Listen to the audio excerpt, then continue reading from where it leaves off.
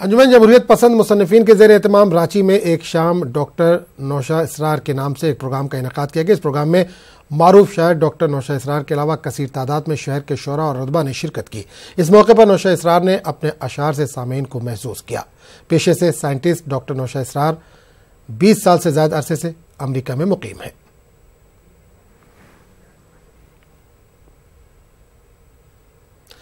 दलितों और मुसलमानों को मुत्तहिद करने के ताल्लुक से दलित मुस्लिम एकता मंच की जानिब से पटना में एक प्रोग्राम का इनेकाद किया गया। इत्तेहाद कॉन्फ्रेंस के नाम से मुनक्किद प्रोग्राम में दलितों और मुसलमानों को निशाना बनाए जाने की सख्त मजम्मत की गई। मंच के लीडरों ने कहा कि दलित और मुसलमान मुश्तरका तौर पर मुल्क में अमन व अमा को बहाल करने की कोशिश के साथ ही अपने हक की लड़ाई लड़ेंगे। देश उनके निर्माण से चलता है। क्या हुनरमंद कहें, यही लोग ईंट भी बनाते हैं, यही लोग कपड़ा भी बनाते हैं, यही लोग जूता भी बनाते हैं और देश की उन्नति में भागीदारी है। लेकिन आज अगर कुछ कहीं होता है, सांप्रदायिक सौहार्द में अगर कहीं सद्भाव में कहीं अभाव होता है तो इन्हीं दोनों दलित और मुसलमानों को कष्ट होता है, ज़्यादा परेशानी होती है। तो ये एक एकता मंच जो बनाया गया है, यही एक मकसद है कि हम दोनों आदमी अपने आप को समझें और हम अपने सांप्रदायिक सौहार्द को बनाने के लिए एक दूसरे के साथ गले मिलें। अहमदाबाद वेलफेयर सोसाइटी की जानिब से 10वीं और 12वीं क्लास में शानदार कामयाबी हासिल करने और खेल के मैदान में मुस्लिम समाज का नाम रोशन करने वाले बच्चों का एजाज किया गया। अहमदाबाद वेलफेयर सोसाइटी की जानिब से होने वाले इस प्रोग्राम में गुजरात के governor OP Kohli, Gujarat assembly में अपोजिशन लीडर परेश धानानी के अलावा कई दानिश्वरों ने शिरकत की। प्रोग्राम में मौजूद लोगों ने जहां मुस्लिम समाज के लोगों में बढ़ रही एजुकेशन के तय बेदारी को लेकर खुशी का इजहार किया, एजुकेशन के मैदान में मजीद काम किए जाने की जरूरत पर भी जोर दिया गया। अहमदाबाद वेलफेयर सोसाइटी की जानिब से होने वाले इस प्रोग्राम में बड़ी तादाद में मुसलमान मौजूद थे।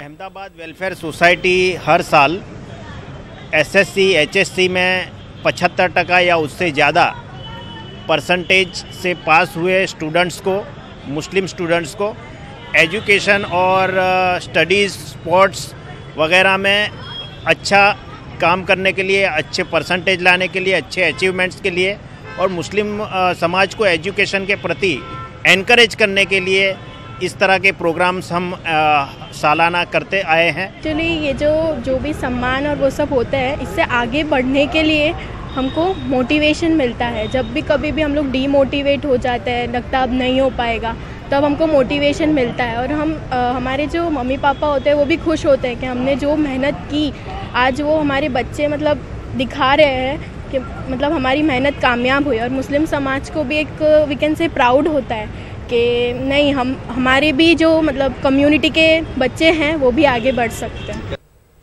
दिल्ली में आलूदगी की खबर कोई नई बात नहीं रही, लेकिन अब तो अपनी खूबसूरत वादियों के लिए मशहूर उत्तराखंड पर भी आलूदगी का साया फैलता जा रहा है। यहाँ की फजा को आलूदा होने से बचाने के लिए रियासती पॉल्यूशन कंट्रोल बोर्ड जदीद तकनीक का सहारा लेकर एहतियाती तदाबीर कर रहा है।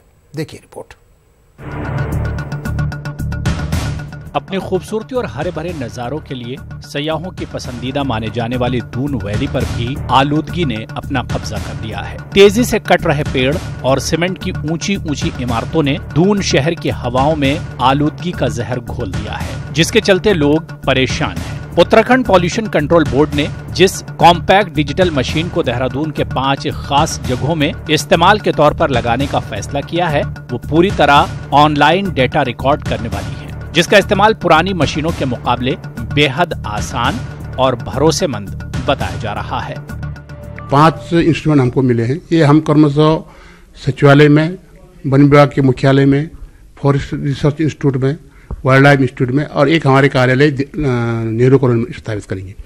इसके मॉनिटरिंग के बाद इसके जो 3 महीने का डाटा कलेक्ट होगा। बीते कुछ अरसे में उत्तराखंड में जिस तेजी से तामीरी काम बढ़ा है, इसमें कोई शक नहीं कि उसने इस खूबसूरत पहाड़ी सूबे को आलूदगी की चपेट में भी ले लिया है, जिसका खमियाजा लोगों को भुगतना पड़ रहा है। देहरादून से आसिफ की रिपोर्ट।